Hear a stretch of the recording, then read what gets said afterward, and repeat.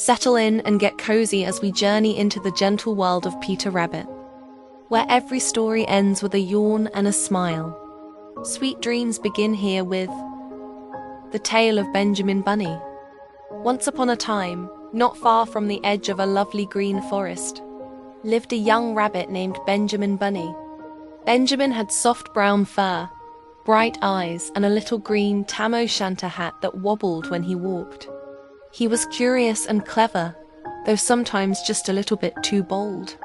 One sunny morning, Benjamin hopped through the woods and into the lane, heading toward Mr. McGregor's garden.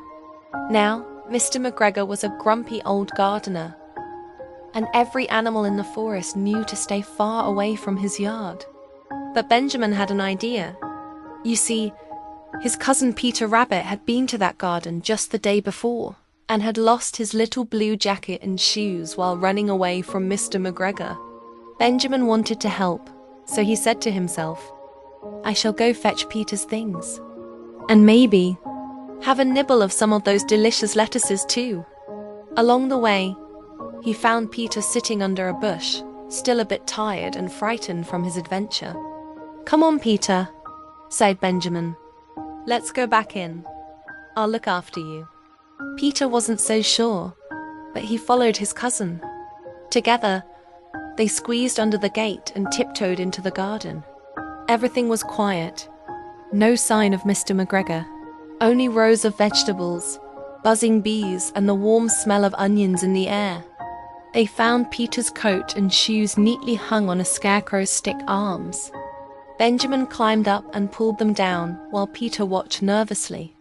"Hurry, Benjamin," he whispered. "We shouldn't be here." But Benjamin was already tugging at a head of lettuce. "We'll just have a bite," he said cheerfully. "A little snack won't hurt." They sat among the cabbages, munching leaves until they began to feel very sleepy. So sleepy, in fact, that they nodded off right there in the garden. But then thump, thump, heavy footsteps. Mr. McGregor's cat had crept up on them. The two little rabbits woke up with a start.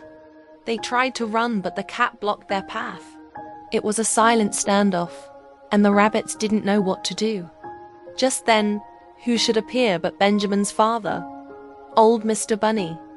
With a stern face and a big walking stick, he chased the cat away and scolded the two young rabbits. "What are you two doing here?" he said. "Back home now."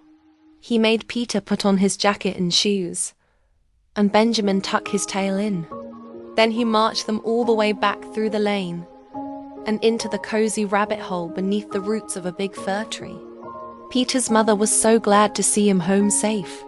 She made him chamomile tea and tucked him into bed early. And Benjamin, well, he had learned a lesson about gardens, cats, and listening to wiser rabbits.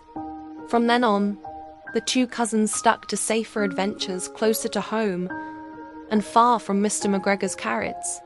The end. Subscribe to Moonlight Adventures for more Peter Rabbit tales. Thank you.